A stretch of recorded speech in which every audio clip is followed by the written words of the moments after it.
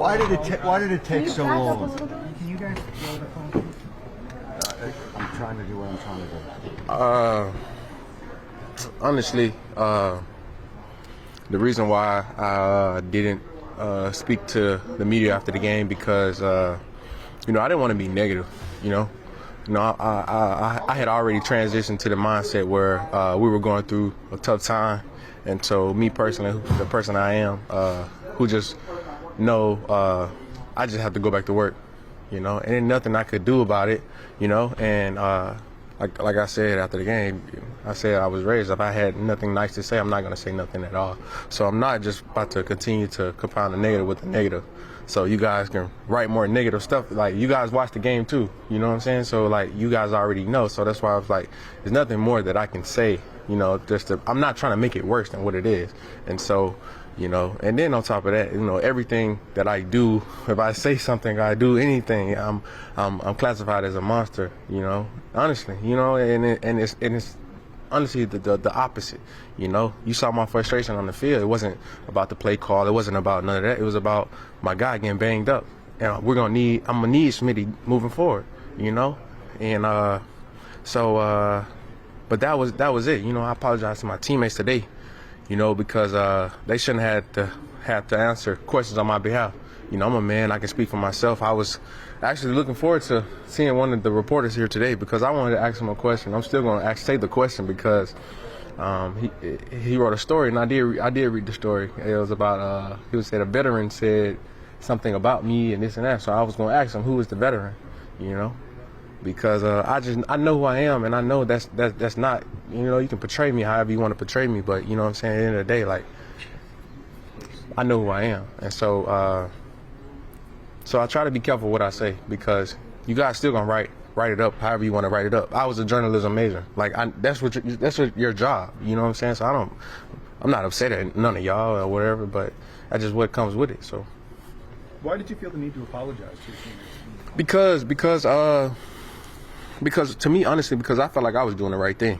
I was doing the right thing as a captain, and by not compounding the negative with the negative. Like, we're going through tough times, so I don't want to continue to be negative. And and it took me a couple of days to realize, like, my teammates are answering questions on my behalf. I can speak for myself. I'm a man. So yeah. You mentioned that the Devontae's injury was a reason for frustration at that moment. Have there been other reasons for frustration that we've seen? Of course. I think that's another thing too. Another thing why I wanted to apologize too, because all you see is AJ Brown frustrated with the Eagles. AJ this, AJ that. But everybody in his locker room is frustrated. So why are you singling me out because I'm frustrated? Like, just because I'm shaking my head, I'm showing emotion. You can look at everybody in the stadium has bad body language. They're frustrated, And so, yeah, I wanted to clear that up because it's not about me. Like, we're all frustrated. So I wanted to clear that up, man. Your question was? No, about the other sources of the frustration.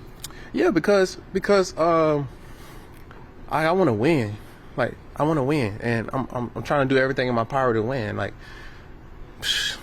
I wake up before the sun come up. I go home when the sun is past hours after the sun has gone down. Like, this is our life. We dedicate our whole entire life to this. And I'm sorry I'm cursing, but it's serious to us. You know what I'm saying? And so it comes with frustration because if one man goes the wrong way, a half inch, the play is over. It doesn't work, and that's what happens. And that's what actually happened that last drive. That Brian is getting crucified on the play call or whatever. That second play, if somebody go the left and block a certain person, it's a 30-yard touchdown by Jalen. He runs in.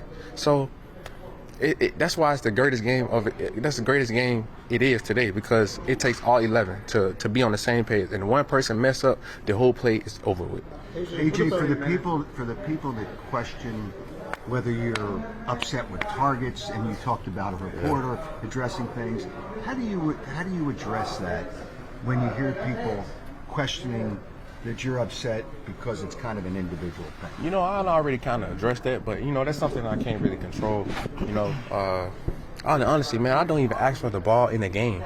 I don't even talk to Brian. I don't say nothing to nobody. Like, Smitty is the one vocal. He's the more vocal one. And y'all don't even see that. But I don't say nothing during the game. I don't ask for the ball. Like, you know, but you know, if a wide receiver says anything, then, oh, he's classified as a diva. He's want the ball. No, like, maybe I'm holding my teammates accountable. You know, like we have those tough conversations. But if a quarterback does it, then don't nobody say nothing. But if a receiver does it, then it's the end of the world, you know. But you know, that is what it is, and I can't control that. You know, I know who I am, and I try to push my teammates, you know, and I'm not gonna change who I am, you know, and that's what it is. You mentioned you spoke to him about it before. Frustrated, and you mentioned you're all frustrated. You talk about the conversations. How do you manage the frustrations when y'all are looking over what to fix in the offense and just talking to the coaches, the players in between? Because you know, with frustrations, how do you manage that? With everything else you do with your life, you know, you have to continue to press forward, you know, and I think that's what we're doing, you know. Just putting one foot in front of the other, going back to work, because that's what it comes down to anyway.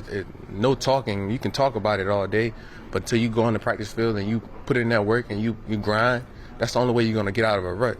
And so right now, yeah, we got knocked down. Okay, we're going to get back up. If we get knocked down again, we're going to get back up. That's just and that's actually what we're trying to do. And that's all that we're doing. So I'm okay. How's the relationship with Nick and Jalen? You three have won a lot since you got here. This is probably the toughest stretch you've been through. Mm-hmm. What have you learned about your relationship with Nick and Jalen during this kind of downpour? I can tell you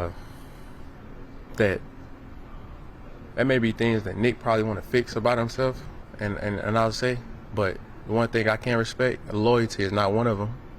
And I say that because he takes up for us when it has nothing to do with him, and he gets the blame. But that comes with his job, you know. And sometimes Jalen does the same thing, and just like Brian, he get the wrong end of the stick sometimes when it be us. But because like I said today, the coaches played 0 snaps this year. It is not the coaches, it is us. And so, but like I said, if one person goes the wrong way, the whole play is over with. And as you guys see, it is glimpse. It is highs and lows. It goes just like this. And so that's why I feel like. Honestly, I feel like we are close. We are close to continue to getting better and continue to take that next step. You know, with all this freaking adversity, we right there. That's what happens when you're trying to get to the next step. Gravity pulls against you. Everything pulls against you, and I think that's what this team is going through right now. And I think once we fight through that, push through that, we're gonna be fine. We're gonna be right where we need to be. Because I know we got great people in this locker room. We got good people. You mentioned that you spoke about what's it going to take to do that? To get, you know, what it takes, like I said, it takes going to work, practicing, you know, holding each other accountable. It's just putting in that work. That's simple. Nick's talked about the conversations that you guys have had the last couple of weeks. I guess how would you characterize those conversations? How do you feel coming out of them? I felt fine. Like people say I'm beefing with Nick. I'm not mad at Nick. I'm not mad at nobody. Like we have a great relationship. Like I said, like I got a ton of respect for Nick. Cause like I said, he take up for us when it be us, you know. And I even said, for example, I'm gonna get detailed. For example, I know that's what I want anyway, but I'm gonna get detailed. Like for the Seattle game, that was on us. Like we messed that up. We improvised and we went on our own. And Nick came out and said, "Oh, I wanted to try to get a flag or something crazy like that." It's like he really made himself look like a fool for us. I have nothing but respect for him. Like, you know what I'm saying? Because not all coaches do that. You know what I'm saying? So like, bro, we ride with Nick. We ride with Brian. We just got to come out. We just got to play ball. That's all it is. It's either one person messing up or something like that.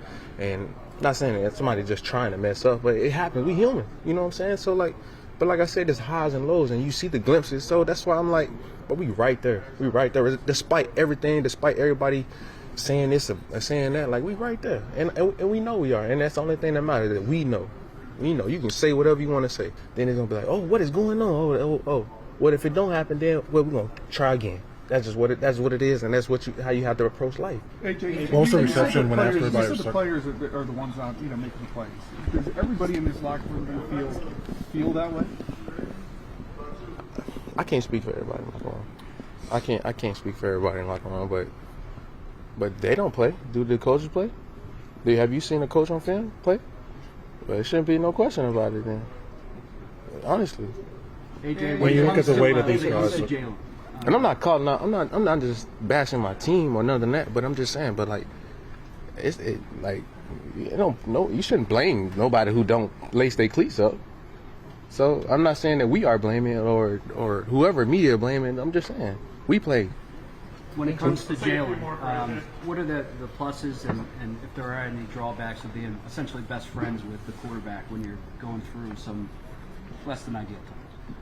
I think, honestly, with being friends, I think conversations get blown out of proportion. Sometimes it may look heated than what it really may be.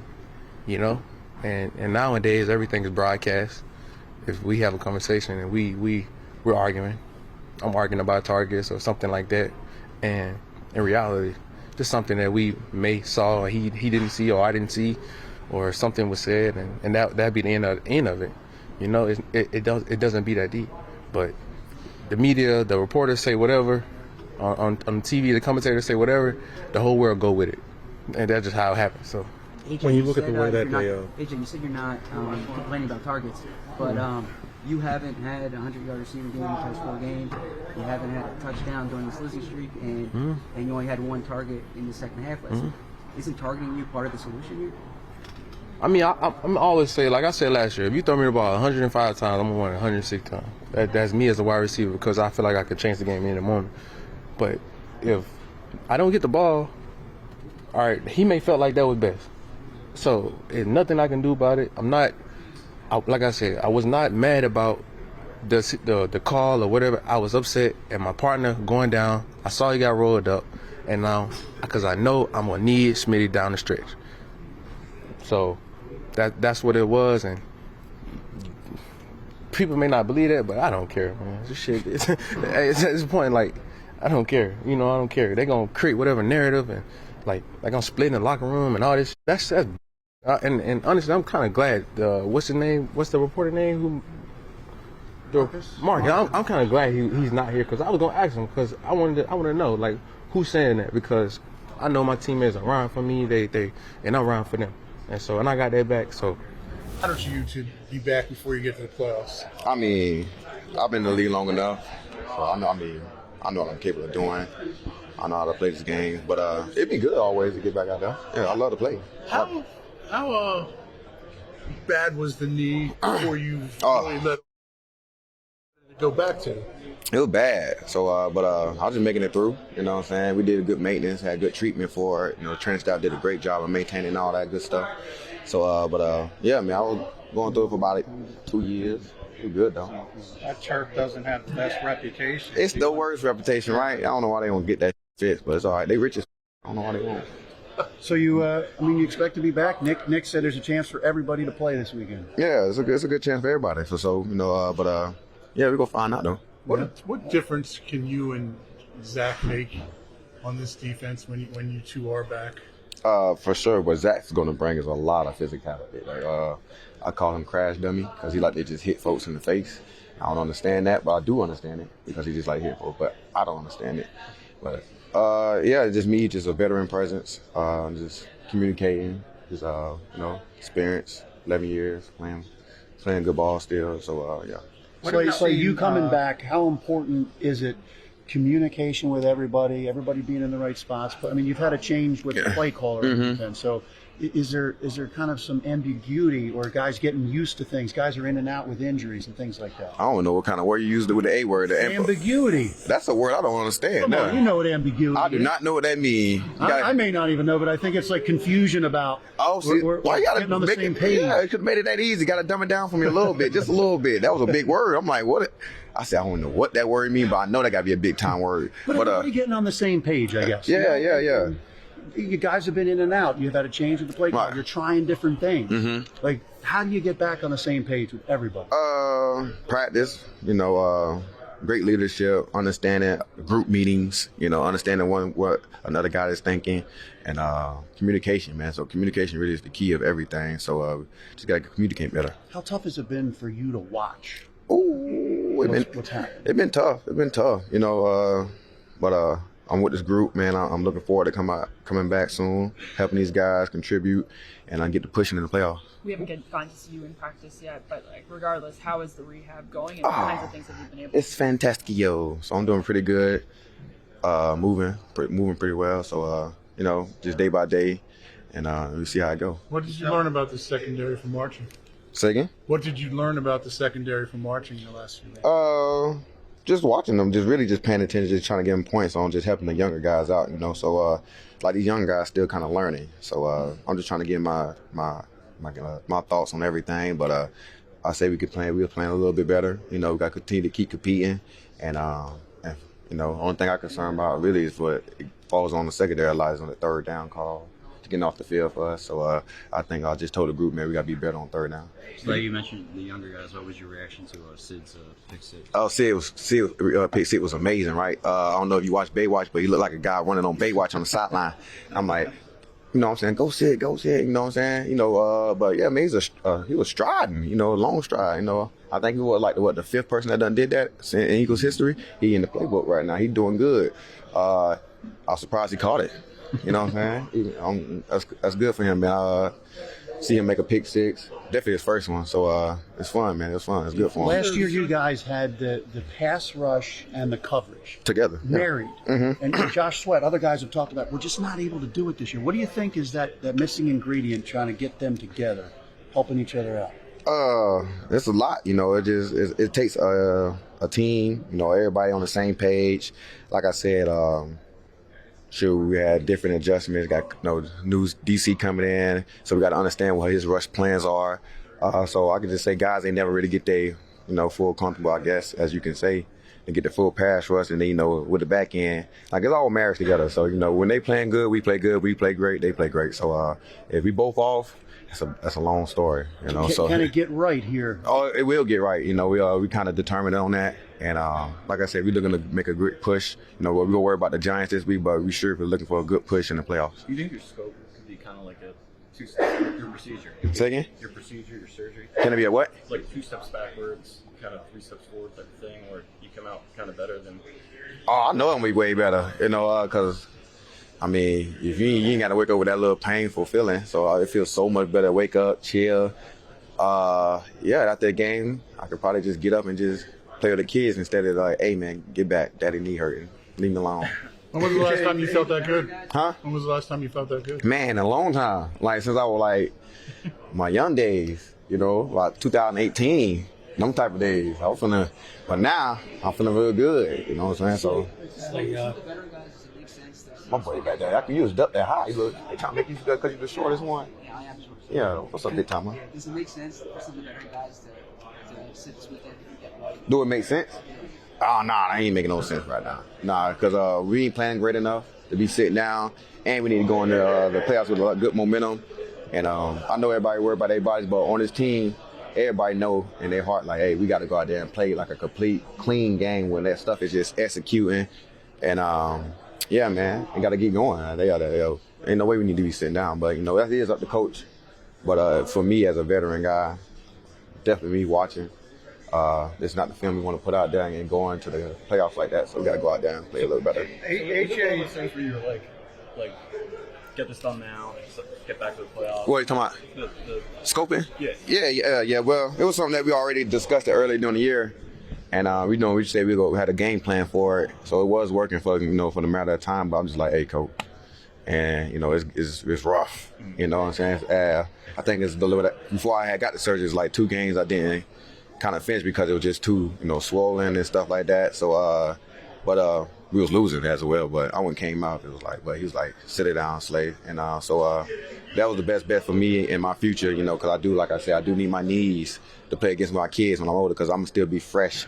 And whooping their ass in the court. Do you think it affected your play? Huh? Do you think it affected your play? Nah, not really. I ain't gonna never make it affect my play because I've been playing on it for 5 years. I done made Pro Bowls and all pro with it, all kind of stuff. So it just took a toll on the body. So it ain't affect no play. I just made Pro Bowl last year with it. AJ said that he apologized to the team for basically for being a distraction, not talking. Was he a distraction? I mean, I want no distraction for me. I mean, because it was just. him, but I felt that he did a great job doing that, because he does draw a lot of attention. He's one of the best receivers in the league. Of course, Philly media, y'all know, it's big, so they wanted to, so. But yeah, he did the right thing, But I wouldn't say he owed an apology, but it was good that he did. How much do you think it may help the team move forward in that he did that? Did it bring the team closer together at all? Nah, apologize for not talking to the media? Yeah. Nah, they ain't do that for us. Like I said, what they gonna do? What kind of benefit we got out of that? That means, know that do good benefits, because now y'all probably go talk to him a lot more than y'all talk to a lot of other guys. So that might do us some benefit. It might get us some free time. Like when Coach Desai lost his play calling responsibilities, you said that you felt like it was on the players. Yeah. So right now, after going 1-4 in December, it seems like there's a lot of criticism towards Nick Sirianni publicly. What's your reaction? Oh, no, he can't take that. It's a team, it's a group effort. You know what I'm saying? Like, Coach can only do what he could do, put us in the best position to win, and us guys got to go out here and execute better. So you often kind of said that you want younger guys to eventually get complacent. Yeah. What have you seen from Ringo these last few weeks? He's Playing good, man. Continue to keep his confidence high. He's making great plays. He's tackling a lot better than he was. So he's doing a great job, man. So like I said, he got a real bright future. Looking forward to him being in this league for a long time. And one other thing, you obviously don't like the MetLife turf and everything. Hell no, I don't. Would that factor into whether you play this? Not really. You know what I'm saying? It just is. It's really up to myself first, and then me and Coach know with us discussion. So we'll just see how it goes. I imagine it's a lot easier to have fun when you're winning, but losing 4 of the last 5. What kind of responsibility do you feel to just try to keep things relatively light while still being focused on your preparation for the whole season? Well, it's been tough, definitely.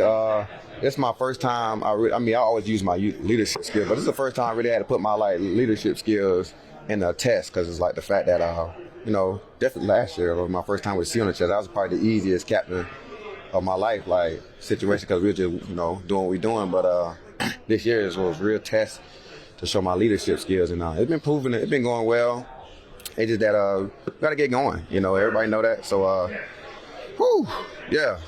I don't know if I answered that right, but. So how have you been handling this differently than you did last year? What kinds of things have you done? Just been more I'm always an opener guy. I'm always open. I'm always goofing and playing around. I'm always be me is different, but I think I got more hands-on because of the fact that we got a lot of younger guys. So I got myself talking to the younger guys more, giving them more pointers, trying to be real effective in the room, communicating with guys, and a lot of last year we got a lot of veterans that kind of understood. We come talk about it, boom, there it is. Now we got a lot of younger guys that still trying to grow and understand this game. So that's really working, So I'm doing my best job to make sure these guys understand the best that they can. So that's why I think my leadership skill kicked in a lot more, and then keeping their head up. You know what I'm saying? Because got a lot of guys in that room that came from winning programs in college, so they don't even know what adversity really is, and this is that's why I think I came here to try to control their adversity.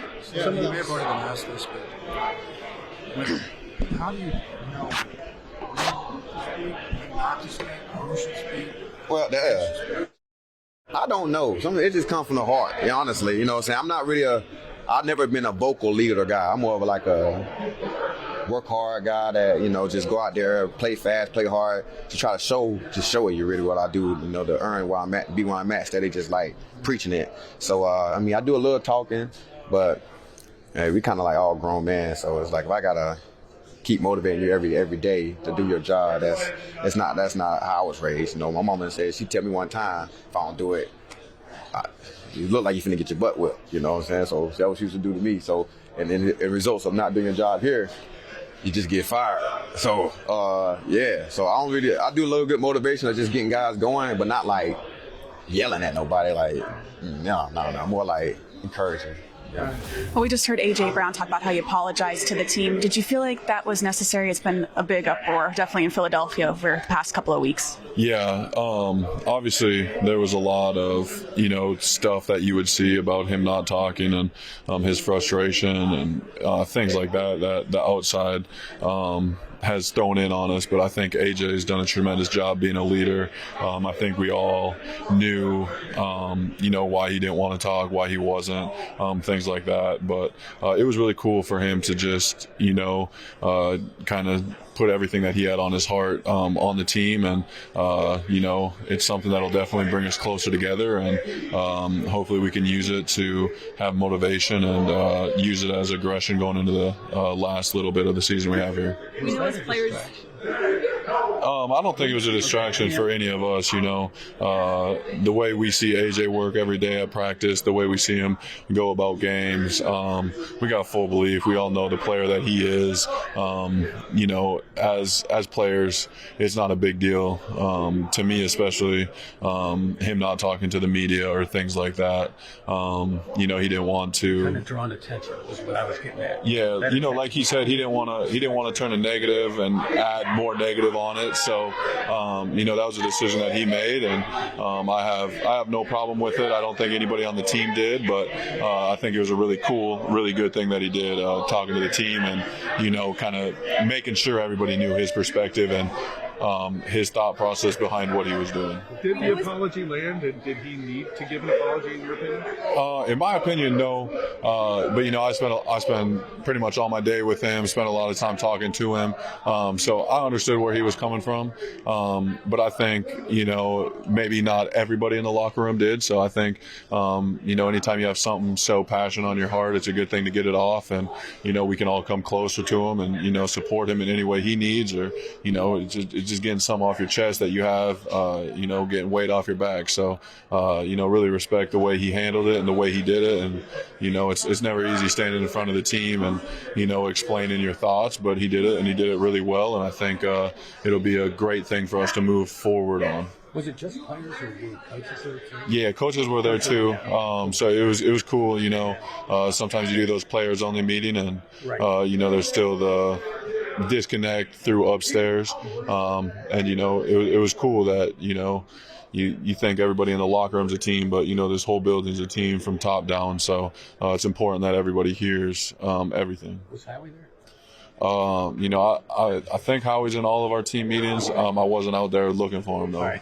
We know as players it's really hard sometimes to block out the noise as much as you try. Does it get difficult in times like this where kind of some of the noise like AJ cleared up is just not true?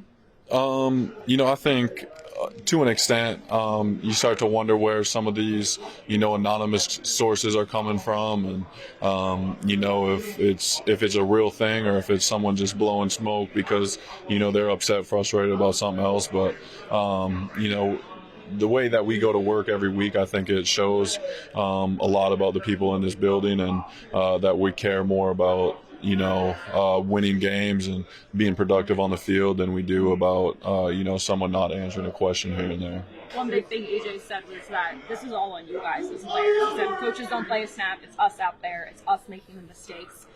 Him talking today, does that kind of help clear things up going into week 18 at all? Everyone feeling like they're... Yeah, I think it was a good thing for him to do. And, going into the playoffs, you don't want something like that to bog you down.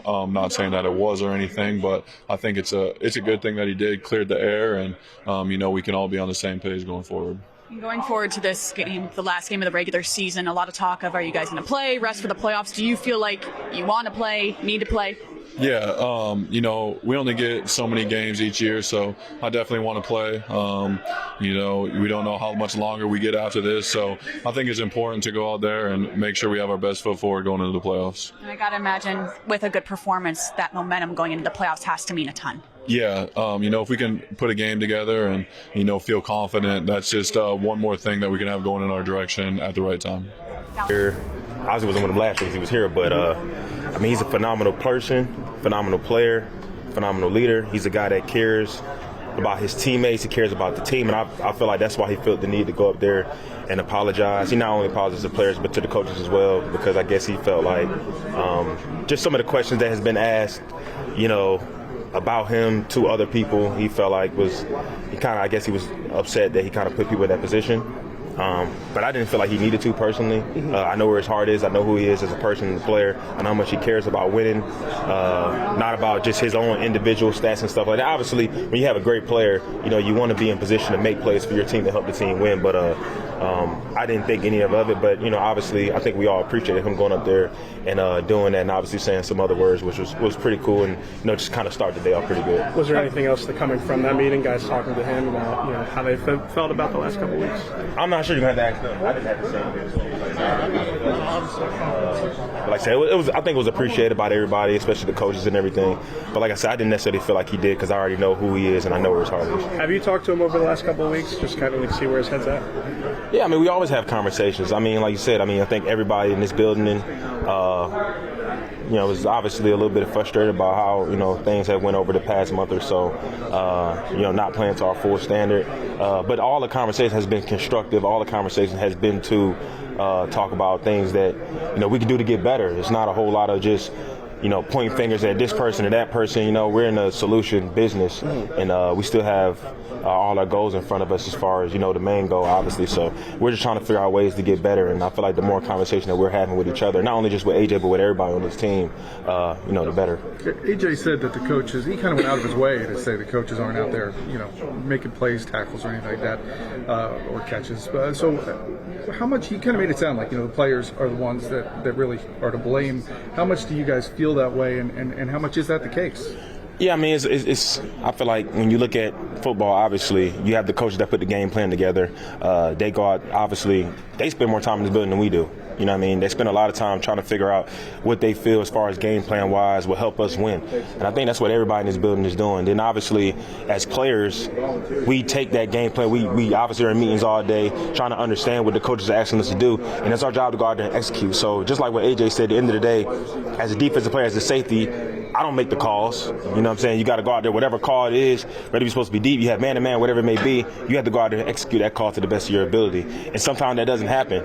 And, but I think when you talk about winning and losing, it's everybody's fault.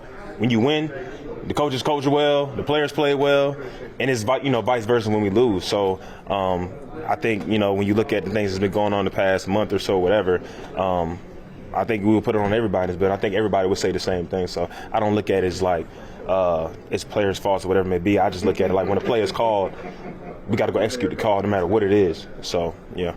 Whether he needed to apologize or not is obviously up to the guy on the team. But is that apology, two-part, did it land? And number two, is that something that could bring this team closer together heading into the postseason? I don't necessarily think that was the purpose of it. I don't think it had anything to do with trying to spark, energy or anything like that. I think we all have a sense of urgency and understand, what's going on as far as, we need to get back on the winning side of things. I think it was more just for AJ as a person now. He just felt about how things have been handled, or at least from his end, and he felt that he needed to get in front of the team and kind of get in front of that and let everybody know, the things that has been going on, has been asked about him and stuff like that. He just wanted to apologize, and that just speaks to the type of person he is. And hopeful, as Coach Sirianni said, that you guys could be at full strength this week. To get a guy like Darius Slay back on this defense, what would that mean? It's huge. You talk about, it's a Pro Bowl player, a guy that's had a lot of success in this league. So anytime you can have a guy like him on the field, especially being a veteran guy who's obviously played in this defense for a while and been on this team, been a leader on this team, it'd be big for us. And there's so many opinions right now of what's going wrong and how do you fix it. On defense, what do you feel like is the number one thing that's holding this team back from executing? I think it's just like a marriage of, rather if it's the front pass rush, run defense with, the back end, whether you include the linebackers or whatever, just being all on the same page and understanding the details of every different situation. Like, for example, if we're playing zone on first and second down, it might be a little bit different on third down, depending on where the sticks are. So I just think it's just like really being more detailed in those type of things. Obviously, it's always the fundamentals. We can always get better, whether it's tackle or anything like that. We can always get better, but I just think it's more of the finer details and being a lot more detailed in those situations, rather if it's, like I said, third down, 2 minute, and kind of just understanding where we are in the game. A lot of talk of the playoffs coming up soon, but one more game in this regular season. What's your mindset of wanting to rest, but maybe possibly needing that motivation as well? Oh, yeah, we're focused on this week. course, we know we're guaranteed a spot in the playoffs right now, but the focus is gaining some momentum, and trying to finish off this regular season strong.